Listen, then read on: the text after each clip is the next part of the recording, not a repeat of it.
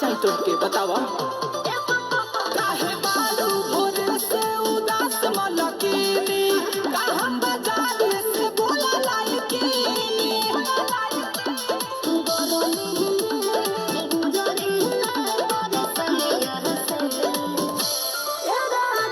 छूटे पसीना बदनिया से कोला ला दे कोला ला दे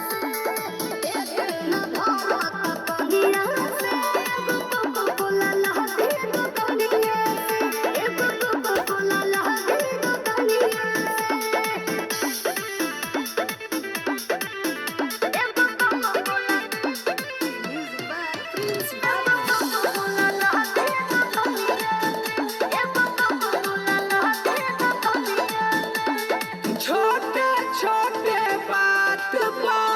हो जालू परेशान हो तोहारा ला चांद तारा तोड़ लाई बुझान हो देखो जम बात